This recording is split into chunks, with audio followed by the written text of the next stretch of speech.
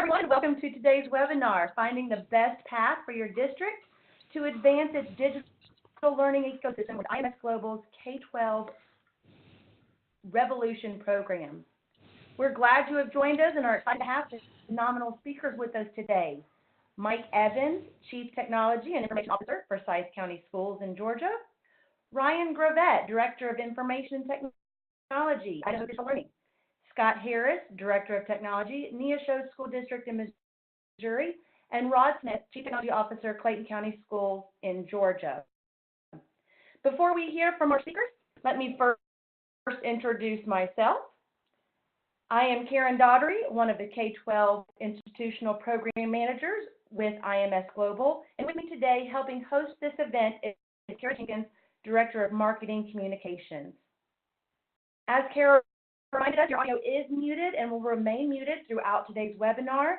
So if you have questions for the speakers or need to notify Kara or me, please submit your questions using the Q&A feature.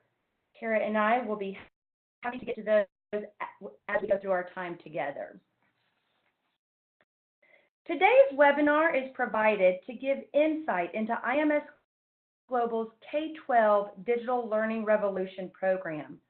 Looking at the big picture, we understand that you guys have a lot of different systems in your district, and it's often difficult to make those systems work together.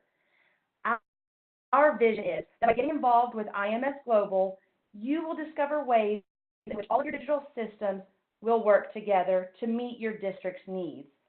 And just as the speakers with us today, you too will start to see your digital ecosystem begin to evolve. In order to make that digital ecosystem evolve, there are just a few things that we need to happen. First and foremost, we need the interoperability standards to be adopted by the marketplace so that you, as districts, have options and choice. It is also very important that you know what standards you need and understand those standards so that when you are having those conversations with vendors, you have success. And you also know what to include during your RFP process. This type of an evolution of your ecosystem is not one that can take place overnight. It's something that requires strategy, planning, and process. And districts should always look at these requirements as part of their larger strategic plan for their district. Another required element to help your digital ecosystem evolve is that districts, state agencies, and vendors continue to be involved in the work that IMS is doing so that together we can advance our community of leadership and continue moving forward to make new things possible. We hope that after you have heard from our speakers today and you understand a little bit more about the work that we do here at IMS, you too will consider getting involved. Please reach out to us and let us know how we can help. You can visit our website at imsglobal.org/K12. As mentioned earlier, our guest speakers will be sharing their experience with each tier of our Digital Revolution Program.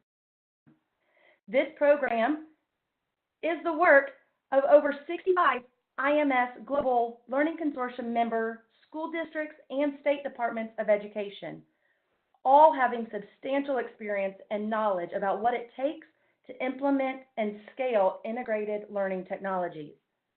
We call this program the Revolution Program because it enables both a straightforward evolution to digital and provides the foundation for making significant revolutionary advancements in teaching and learning. Today's speakers will share with us their experience as they have incrementally evolved their IT infrastructure and instructional practices, and with the help of IMS Global, have been able to accelerate relevant, rigorous, and innovative teaching processes. I would like to introduce our first speaker for today, Scott Harris, Director of Technology for Neosho School District.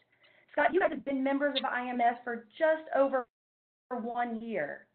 Can you talk to us a little bit about how you guys got started and how the district took its first step in making the commitment? Thank you very much, Karen. Yes, about 2 years ago, as a matter of fact, it was 2 years ago this month, at Missouri State Technology Conference called MoreNet. I had the very good fortune of setting in on a session by Lenny Shad, who is the CTO or CIO, whatever his title is, for Houston Independent School District, granted a huge school district in the United States, and I might preface that by saying that Neosho is medium by Missouri standards, but small by national standards. We're about 4,600 students and about 700 staff throughout the district, with 310 teaching staff. But I had the good fortune to hear Lenny speak about unifying data, and the title of his presentation didn't say IMS Global. So I was curious about this unification of data, because I came from Oklahoma previously, where they had tried to do things with Schools Interoperability Framework, or SIF, and that was a rather difficult task to get done. And so I attended, was intrigued, and visited with Lenny, and he encouraged me to contact the IMS Global folks, and that's what I did. And I was further put into contact with a gentleman by the name of George Perot with ClassLink. No advertisement there. It was just a fellow tech director. George has retired since then, but I did visit with Lenny and George, and went to my administrators and told them about what IMS Global's goals were and their mission to have a unified way of exchanging data between different electronic products through their different types and ways to deliver that. And so that's essentially how we got started. As far as the commitment tier, which is what I was asked to speak about, that is really where you need to get started. You need to go to the IMS Global website, and it's simply just imsglobal.org, or you can do a Google search, and I would suggest that you look for their K-12 playbook, and it'll take you to a direct link, and right there you will find the four tiers of the playbook: commitment, foundation, instructional impact, advanced insights, and achievements. And everything is a clickable link, and you can go in, and there's just a wealth of knowledge of how you can get involved with IMS Global. And that's exactly what I did. And to be honest, it was a bit overwhelming at first, because there's a lot of information there. But just knowing that the K-12 playbook is there, and it literally steps you through. There's tick marks that you can check for making the commitment, and then once you've made the commitment with your district, move on to some of the things that you would do in the foundation tier, and then the instructional impact tier. Being a member for just over a year, we're definitely in that commitment phase. My superiors are committed to Neosho, trying to purchase products that are conforming to IMS Global standards, that are LTI compliant, which are learning tools, interoperability. And I do have to say there's a lot of new acronyms that you're going to have to learn. And as a fairly new member, I would suggest that you just dive in and look up these terms like common cartridge, thin common cartridge, one roster standards, and just look them over and get familiar with how they can help your district. But that is, in essence, where we are.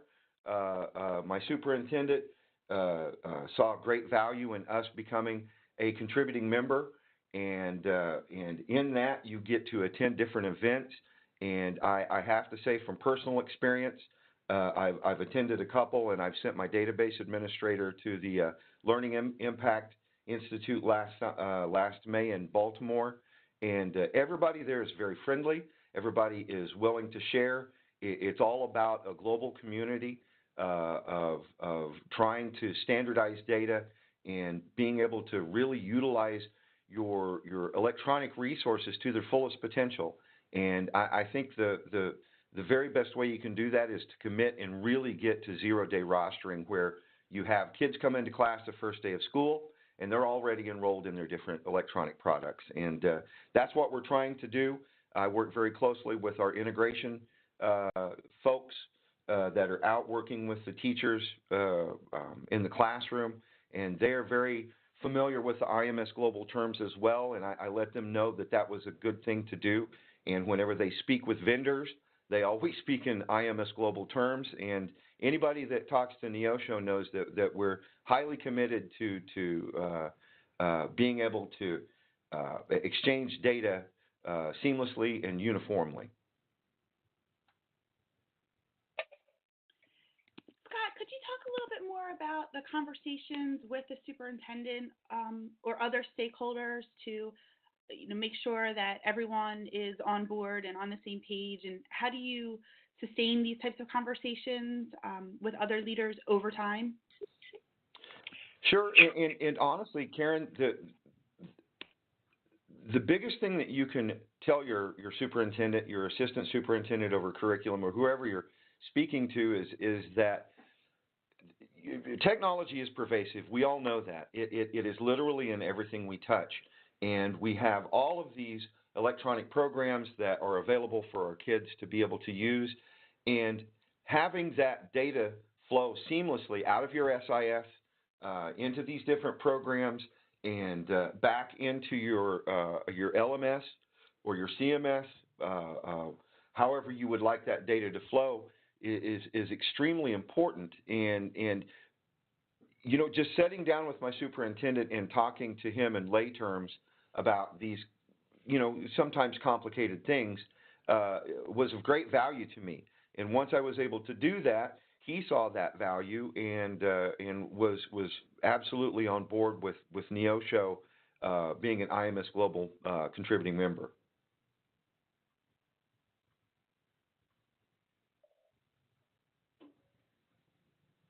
Thank you, Scott, for sharing your experience, and I really love your advice for those on the call to just dive right in, jump in and get connected, attend those events, take advantage of the resources that we have on our website. Thank you for encouraging all of us on the call to just start by getting committed to IMS Global. Thank you, Scott. Absolutely. And like you said, Karen, I just want to echo that the resources are deep on the IMS Global website. There's tons and tons and tons of stuff there. And I will tell you from personal experience, it's a bit overwhelming because there's a lot to it. But as a technology director, I've been doing this for 22 years in the trenches. I've never seen a consortium of folks come together that includes K-12, that includes higher ed, and also includes those vendors out there to come together and really work for the common good, which is ultimately to be able to give our kids the best education they can, and especially when it comes to that instruction being delivered electronically. Absolutely. Thank you so much. Our next guest is Rod Smith with Clayton County Public Schools. Rod, in your district, you guys have more than 50,000 students, and with that many students, I know it is so important to have all of your instructional applications seamlessly working together so that your students can easily access all of their tools. Can you talk to us a little bit about how IMS has helped you guys achieve this foundational level of implementation? Thank you for the question, and thank you for the opportunity. I think it's great for me to talk about the foundation tier piggybacking off of or following the commitment tier, because 5 years ago or 5.5 years ago when I first came to the county, although we're a large school district, we were one of the last school districts in the Atlanta metro area where our students actually had student accounts. So I had a huge hurdle to overcome by just making sure that we could figure out a way to get student accounts.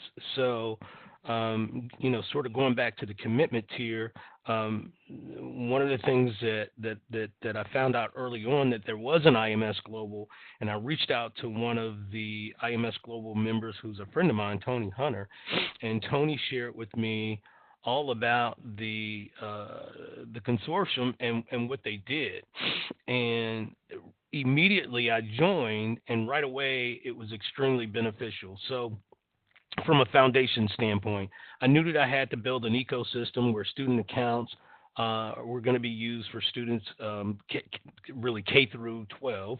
I needed a way for those students to be rostered into several or many of the instructional applications.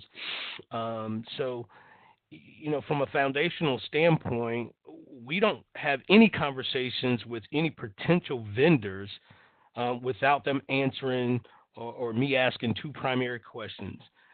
One question is, are you one roster certified? And does your platform support single sign-on? So as a leadership team, we made a decision to only work with instructional applications that answered yes to both of those questions. Additionally, if they answered no, we strongly encourage them to become one roster certified or to get involved with IMS Global, because many of the school districts around the country now are realizing the benefits of IMS Global. That's a required step for us to even consider your solution. Being a member of IMS Global, it really gives me that direct contact with the leadership team there at IMS Global to give the honest feedback about vendors, because there are vendors out there that will tell you many times that they are one roster certified, and that's kind of where we started with IMS Global. We needed a way to roster the applications that many of our instructional coordinators or our academic coordinators, they would go out and they would procure these systems without telling us, and then we found ourselves always trying to dig out of a huge hole by getting those applications rostered so that students can use them. And then the other hurdle was having to remember a multitude of passwords. So those two things, being one roster certified and single sign-on, helped us out a lot. And believe it or not, guys, the districts that are on the phone, there are vendors out there, and whether it's intentional or not, there are vendors out there who will tell you that they're one roster certified when they may be one roster compliant. You need to understand the differences, because being one roster certified it requires more technical proof that you can work inside of a district's ecosystem from a rostering standpoint. To be compliant, it's not as high as being certified. So we rolled out our ecosystem with one roster maybe 2.5 years ago, and I can only tell you, being a member of IMS Global helps me to drive that conversation. You asked the question earlier to the first speaker about, how do you leverage or talk to your leadership team? We've instructed, and I've had conversations with the superintendent and our chief academic officer. When we sit around the table, I make sure that they understand that when you're talking to vendors, because many times vendors will bypass technology and go straight to the academic team, and they get very excited about a product or a solution without asking the right questions.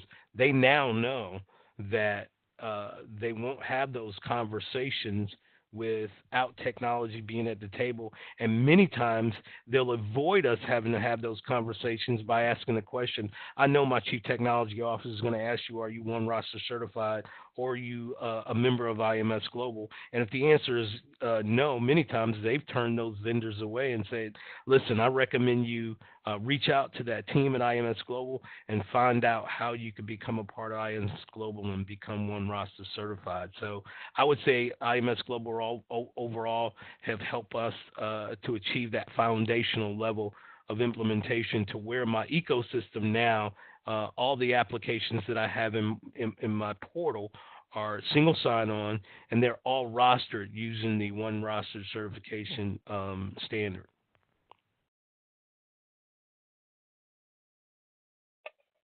Great, thank you, Rod. I just want to remind all the attendees that if you do have questions for today's speakers, you can submit them through the chat, excuse me, or through the Q&A, and we'll make sure we get to those questions. But we do have a question that came in for Rod about One Roster.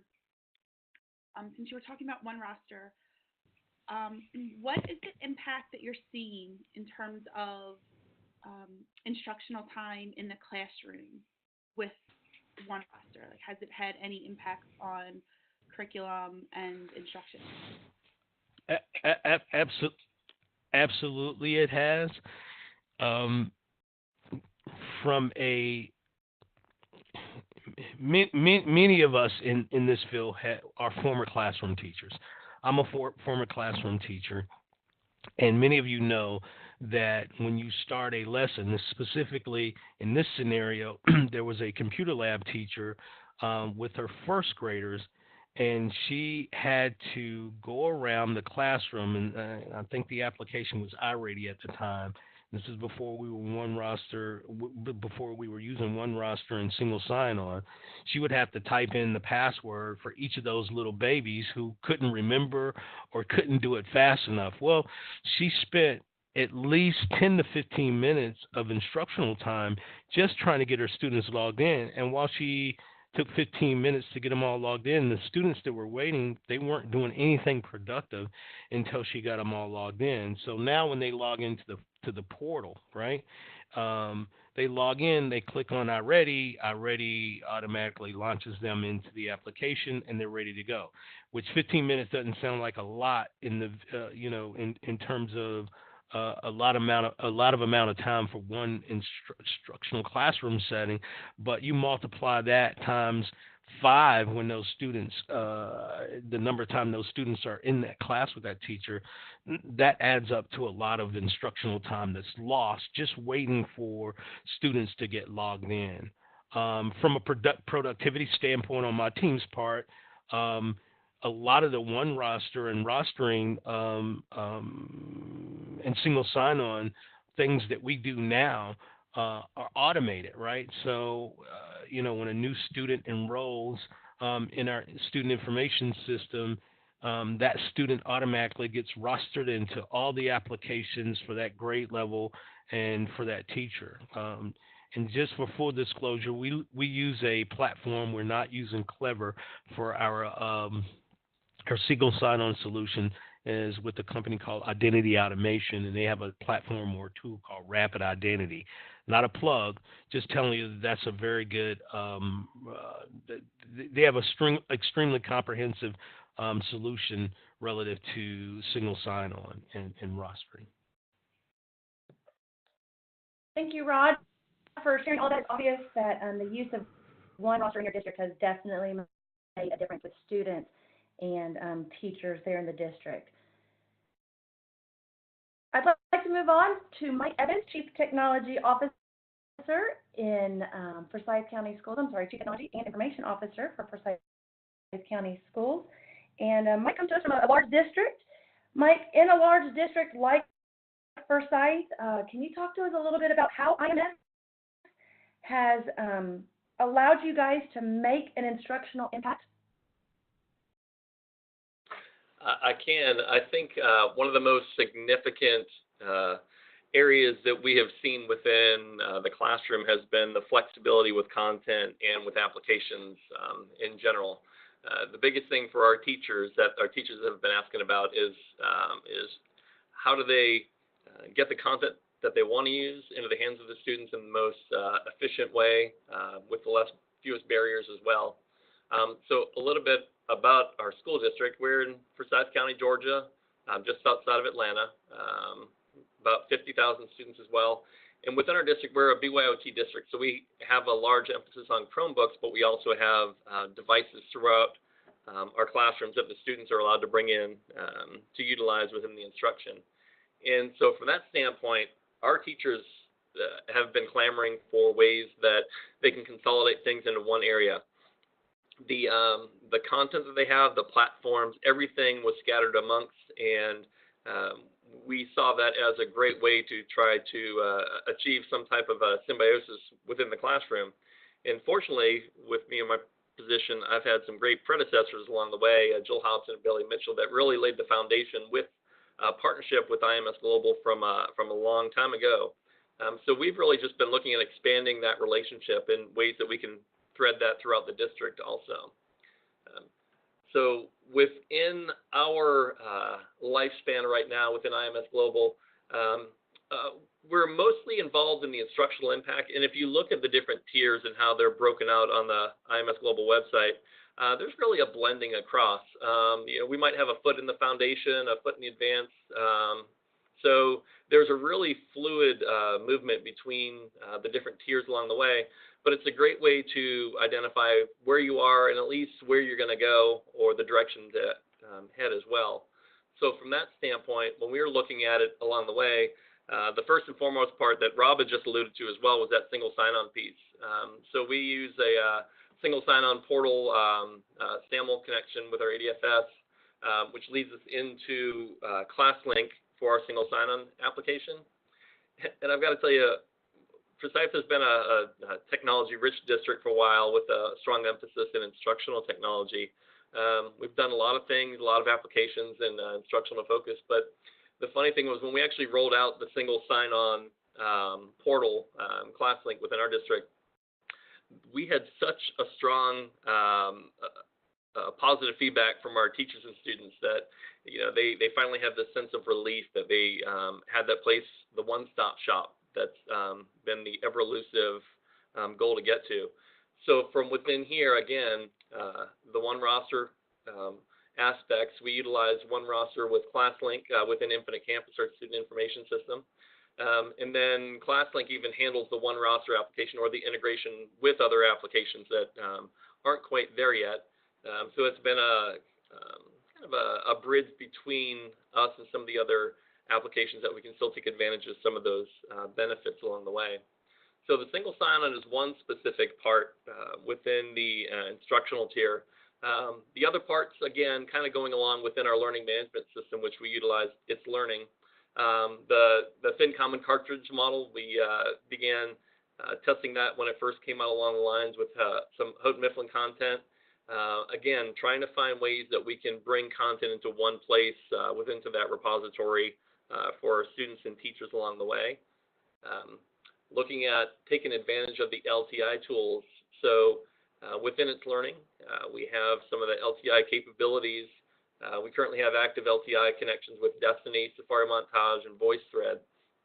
The benefits, again, with this one is that within our learning platform, the teachers are able to assign a specific activity resource along the way. With the LTI connections, it'll do the pass-through of information, the pass-through of credentials and the information as well, to make that seamless instructional impact along the way. Especially now within a school district, a couple years ago we did away with our inclement weather days, so we're now doing online learning days whenever we have the snow days or strong weather days that might come along the way.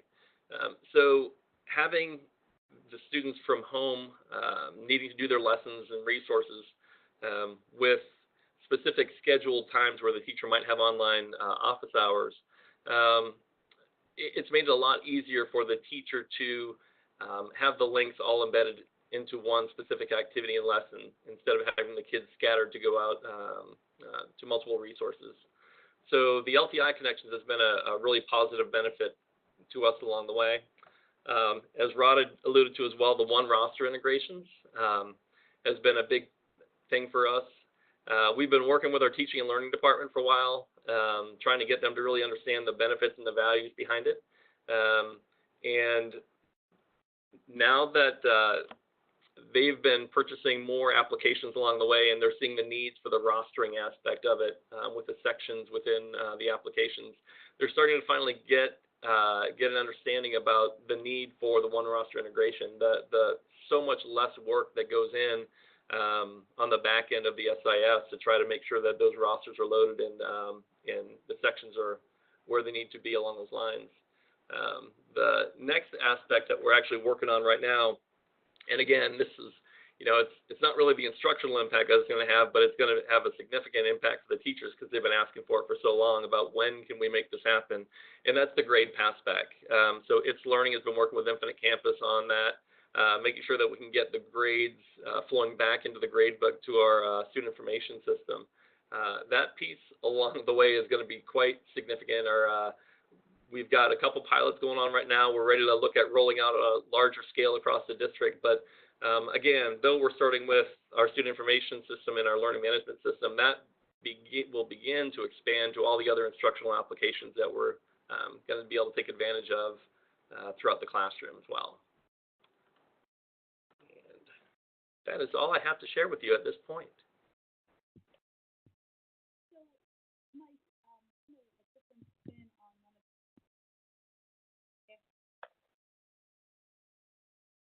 If any, processes do you have for coordinating communications among the different departments, specifically between technology and instructional department? From that standpoint, one of the things that we've been doing is with our curriculum department, it's our teaching and learning department. We actually sit in on, myself or I have an instructional technology director will sit in on all of the curriculum department meetings.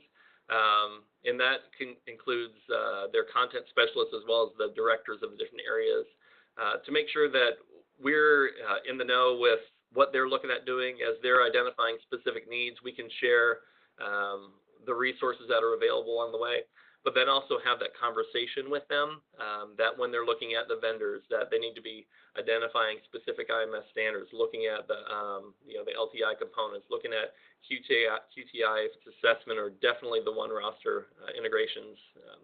We're currently working on we've had a kind of a verbal understanding for a while that they need to run things past us as well. But we actually are getting some folks together so that we can develop a larger document that has checklists along the way that we're going to be utilizing not only with our curriculum department, but with our special ed department, student support services department, as we're doing a lot more with RTI and social emotional learning pieces. Thank you, Mike. It's obvious that you guys there in Forsyth County have great relationships among your technology and teaching and learning departments, and Forsyth is truly able to make that instructional impact because of that. Our next guest today is Ryan Gravette. Ryan is with Idaho Digital Learning, and Ryan is here to talk to us a little bit more about how his school has been able to accomplish advanced insights and achievements. Ryan. Hey, thank you so much, Karen. Mike, you just did such a fantastic job giving visuals to this. It makes me feel a little underprepared going into this. It's nice to have those visuals when going through this. But Karen, I'm going to get to your question, but a little bit of setup for us. Idaho Digital Learning isn't a district like many of the other organizations here, but really kind of an organization focused on supporting districts across Idaho by providing quality online learning opportunities. And when we look at the comprehensive suite of solutions we provide for learning, it can be a little overwhelming. Our focus is on enabling great teaching and learning at the tech department, and that often means providing tools to teachers and educational leaders. Mike just highlighted some of the tools that they've connected together, and we're doing the same thing, connecting those tools together and making those tools work together is for the benefit of great teaching and learning is really the foundation of what this whole webinar series and IMS Global is about. And when we look at innovation, we look at it in buckets. What can we do to make our organization run better? What can we do to enable our organization to grow? And what can we do to transform the way that we educate? And I think IMS has been a great partner of ours as we innovate in each of these kind of run, grow, and transform buckets. The different tiers, in fact, that IMS has really kind of outlined some of those areas. And we're actively innovating in the commitment foundational tier and the rest of the instructional impact tier as we go along. So like Mike, I don't feel like this is something that I've graduated from and gone to. I just feel like it's more of a cycle of improvement in each one of these areas. And the easiest one to get started in is that commitment tier. And then we're constantly working to improve in each one of these areas as we work to innovate in kind of those run, grow, and transform buckets. So to get back to your question, Karen, I think advanced insights and achievements is one of those areas that we think can be transformative. And we've found that with the volume of tools that we have in our district, it means that the data for those great insights and learning is spread across multiple systems. We have a learning management system, we have a learning object repository, we have an e-tutoring system. All these different systems contain their own data, and that those insights are siloed. And if we rely on each of these systems to provide analytics, we're just getting a partial picture of the learning that's going on for the student. And we have an objective, and that is to use machine learning and analytics and insights to identify what actions and interventions we can take with each individual student to improve learning. So what are the interventions that are working? What are the interventions that's going to be successful? Is that a phone call home? Is that a additional homework assignment? Is that a tutoring session? And we've done a little bit of research in this area, and the requirements to be able to do that is much more than you would think. We need to know about the inputs to learning. We need to know about the activities of learning, and we need to know about the outcomes of learning. And it's only by combining all those three, the activities of learning, the outcomes of learning, and the inputs of learning, that we're going to be able to pull the insights that we really need to direct instruction and intervention in a way that's transformative. And so what we've been doing is building towards that. And we recently finished this past summer creating a learning record repository to ingest caliper events and really get that transactional piece of what's going on with the student. And it's like a bucket that holds all the learning activities that are going on in our learning system and our teacher response systems and our tutoring systems and beyond. And it allows us to gather insights across our platforms instead of just within a single platform, giving us a bigger picture of what's happening for the student.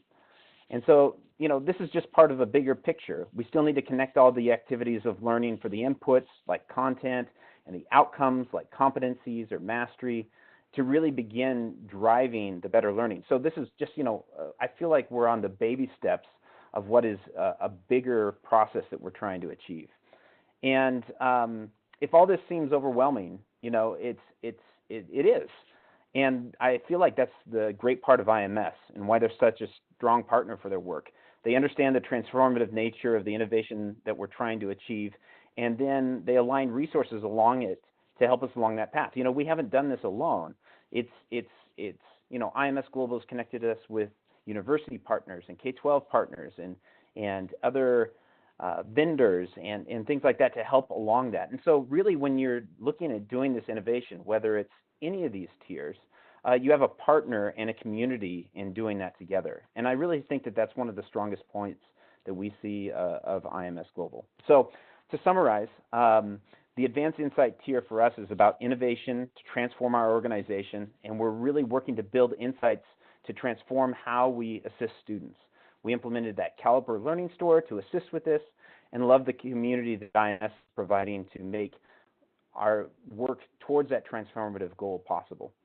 So that's really what we're trying to do there. So thank you, Ryan. Can you talk a little bit about the data that you're collecting and how you quantify it, the value of the data? Sure. A lot of the data that we've been collecting in our systems so far has been on the referential side of things, right? And referential meaning I can look up what a student's current grade is, or I can look up these different types of information. There's another side of the data, and that's what Caliper's really kind of focused on, and that's the transactional side of data. What individual activities are occurring, and how can we gain insight from those individual activities that are occurring? And that's really where I feel like Caliper is focused on. And I think we're just starting to touch some of the analytical capabilities of that transactional data. What are successful student patterns in their learning? Is it a successful student pattern to log in at night or at a certain time of the day? Is it a successful pattern to go to the reading first and then do a quiz? Or is it a successful pattern to call a student frequently or what frequency do you do that? And then when you multiply that across each student is a unique individual, and you can try to tailor some of those success patterns to the individual student, you know, you're really getting into a lot of that transactional data and then connecting it to that relational data. And I'm not sure if that answered your question, but that's kind of the learning side that we're on right now, is really trying to understand and achieve insights out of that transactional level data that occurs in Caliper. Thank you, Ryan, so much. And I think it's so very important to let folks know that you guys are doing that work, and you are always willing to share the work that you're doing with your data store. And then also, I love how you were speaking to the relationship in the community within IMS and amongst our members. Thank you for bringing that to our attention, and that's something that as an organization we're very proud of. So as we get ready to wrap up today's sessions, we want to bring attention to the numerous resources that our speakers have mentioned today, and all of those resources can be found in our K-12 playbook, which you can find on our website at imsglobal.org/K-12. And as you can see by the logos on the slide, we have many member districts as well as state organizations who have worked together to create these resources and bring this community together that Ryan has mentioned. We would like to invite you guys to the next 2 webinars coming up this month. The first one is coming up next week, speaking on 2 trending topics using Google for Education, as well as the new data protection and privacy regulation, GDPR, and what it means for K-12. The last one in October is Only Treats, No Tricks, with the new LTI resource search. Registration for both of these webinars is open, and we would like to encourage you guys to register and sign up today. Looking a little further on your calendar, we would like for you to join us for Learning Impact Leadership Institute 2019. This conference is a great way for you to learn how to get more involved with IMS Global and to learn more about the K-12 program that our speakers have shared with you today. At this conference, we have K-12 specific tracks, and we hope that you guys begin making plans to attend that conference, and maybe some of you on the call would be interested in presenting at this conference. So your action items as you go away today, we again would like to encourage you to check out the IMS web pages that have been mentioned throughout today's call and take advantage of those resources available to you. Please schedule a meeting with us, reach out to us, let us know how we can help you. We are always willing to have those conversations and help you evolve your digital ecosystem. Lastly, we would like for you to visit today's webinar detail page. In just a few days, you will see all of the resources shared today, as well as today's recording. I'd like to say a special thank you to our guest speakers who joined us today, and thank you to Kara for helping host this event. And we would like to thank you for attending today's webinar, and we hope to see all of you guys again soon. Thank you so much, and bye-bye.